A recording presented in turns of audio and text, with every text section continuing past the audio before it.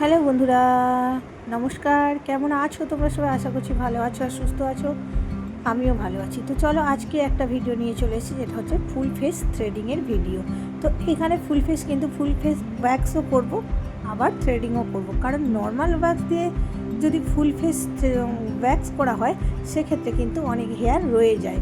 সেই ক্ষেত্রে কিন্তু আবারও আমাকে থ্রেড দিয়ে ভালো করে ক্লিন করতে হয়। আর এখানে দেখতেই পাচ্ছ ক্লায়েন্টের মুখে কী পরিমাণে হেয়ারটা রয়েছে। আর দেখো, দেখতেই পাচ্ছ আমি নর্মাল ওয়্যাক্স দিয়ে যখন করছি ওয়্যাক্স, কিন্তু সেটা কিন্তু অতটা হেয়ার আসছে না। তো চলো সবটাই তোমাদের সঙ্গে ক্লিয়ার করব। দেখতেই পাচ্ছ যতটা উপর যে বড় হেয়ারগুলো সেগুলো কিন্তু চলে আসছে, আর ছোটো হেয়ারগুলো কিন্তু রয়ে যাচ্ছে। সেগুলো কিন্তু আমি অবশ্যই ক্লিন করব থ্রেডের মাধ্যমে।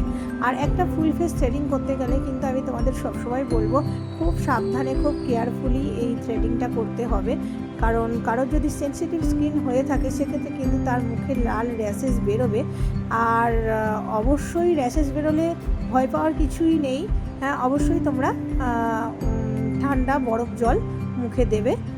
কিছুক্ষণ পর, মোটামুটি 5-6 ঘন্টা পর ওই র্যাশেস, লাল লাল যে র্যাশেসগুলো, ওগুলো দেখবে একদম কমে গেছে। তো চলো আমি এক সাইড কিন্তু ভ্যাকসিন করে নিয়েছি, তারপরে আর এক সাইডে গেছি। প্রথমে আমি আইব্রোটা সেরে নিয়েছি, তারপরে কিন্তু আমি ফেস ভ্যাকসিন করতে চলেছি। তো যাই হোক, এখানে আমার ভ্যাকসিন মোটামুটি যতগুলো উপর ছিল সেগুলো বেরিয়ে গেছে। এরপর দেখো আমি থ্রেড করবো। ভালো করে মুখটাকে জল দিয়ে টিস্যু দিয়ে মুছিয়ে দিয়েছি। তারপর কিন্তু দেখো এখানে থ্রেড দিয়ে আমি ক্লিন করছি। হ্যাঁ, তোমাদের অবশ্যই মাথায় রাখতে হবে এই যে চোখের নিচগুলো, আন্ডার আইয়ের সামনে যে হেয়ারগুলো, এগুলো কিন্তু খুব স্মুথলি এবং খুব মানে কি বলবো, আস্তে ধীরে তোমাদের করতে হবে। এখানে কিন্তু একটু স্পিড করে দেওয়া হয়েছে ভিডিওটা। তোমরা যদি নর্মালি ভিডিওটা যদি দিতাম তাহলে অনেকটা সময় চলে যেত, তোমরা এত ধৈর্য করে ভিডিও দেখতে পারতে না। সেই কারণে কিন্তু একটু স্পিড করে দেওয়া হয়েছে। আর সবসময় কিন্তু ফুল ফেস থ্রেডিং করবে কিন্তু খুব সাবধানে, খুব পজিশান বুঝে করবে। কারণ সুতো যেমন তেমনভাবে চালালে কিন্তু খুব প্রবলেম হবে, কেটে যেতে পারে। আর অবশ্যই ফুল ফেস থ্রেডের সঙ্গে কানটা করে দেবে এবং নাকটাও হেয়ারগুলো ক্লিন করে দেবে, যেমনটি এখানে দেখানো আছে। আর দেখতেই পাচ্ছ এখানে সেনসিটিভ স্কিন, মুখে পুরো লাল লাল র্যাশেস বেরিয়েছে। বাট এটা ভয় পাওয়ার কোনো কারণ নেই। এটা কিন্তু ঠান্ডা জল ইউজ করলে এই লাল র্যাশেসটা কিন্তু চলে যাবে। এই ক্লায়েন্ট কিন্তু বিগত কয়েক বছর ধরে আমার কাছে ফুল ফেস থ্রেডিং করছে। তো যাই হোক, চলো এখানে ফুল ফেস থ্রেডিং তো হচ্ছেই। আর এইরকম ধরনের ভিডিও তোমরা যারা যারা দেখতে চাইছো অবশ্যই আমাকে কমেন্ট করবে আর সাবস্ক্রাইব করবে। অবশ্যই বেল নোটিফিকেশানটা প্রেস করবে, কারণ যখনই আমি ভিডিও ছাড়বো, যদি ঘন্টাটা না বাজিয়ে রাখো তাহলে কিন্তু ভিডিও পৌঁছাতে তোমাদের কাছে দেরি হবে। আর ছোট ছোট পার্ট করে আমি তোমাদের কাছে অনেক কিছু শেয়ার করি।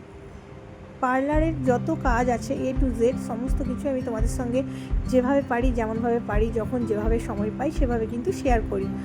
আর তোমরা অবশ্যই কমেন্টে জানাবে কে কোথা থেকে দেখছো, আর একটা লাইক কিন্তু অবশ্যই করে দিও। আর হ্যাঁ, একদম লাস্ট পর্যন্ত দেখতে থাকো কিভাবে পুরো ফুল ফেস থ্রেডিংটা আমি করলাম।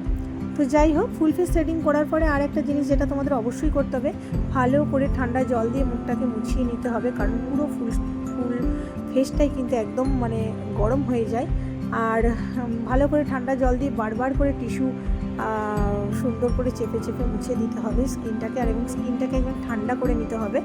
তারপর কিন্তু দিতে হবে ক্রিম দিয়ে মাসাজ। অবশ্যই কিন্তু ক্রিম দিয়ে মাসাজ দেবে। আর হ্যাঁ, কেউ কিন্তু এই ভুলটা করো না ফুল ফেস থ্রেডিং হওয়ার পর। হ্যাঁ, যে কথাটা তোমাদের সঙ্গে শেয়ার করেছিলাম সেটা হচ্ছে যে ফুল ফেস থ্রেডিং করার পর কখনোই কিন্তু জেল দিয়ে মাসাজ দেবে না। যে কোনো ধরনের জেল দিলেই কিন্তু ফুল ফেস থ্রেডিংয়ের পর কিন্তু মুখটা একদম চিরবির করে উঠবে আর জ্বালা করে উঠবে। তো সেক্ষেত্রে কিন্তু অবশ্যই একটু ক্রিম দিয়ে দিও, আর একদম কেয়ারফুলি করবে যাতে ক্লায়েন্টের কেটে না যায়। দেখতেই পাচ্ছ ওখানে থ্রেড দিয়ে আমি নাকের হেয়ারগুলোও তুলে দিচ্ছি। নাকের পশমগুলো থাকলে কিন্তু খুব বাজে দেখতে লাগবে। পুরো ফেস যখন পরিষ্কার হয়ে যাবে নাকের হেয়ারগুলো একদম স্পষ্ট ভিজিবল হয়ে যাবে সবার সামনে। সেই জন্য দেখো সুন্দরভাবে চেপে নাকের হেয়ারগুলোও কিন্তু আমি তুলে দিচ্ছি।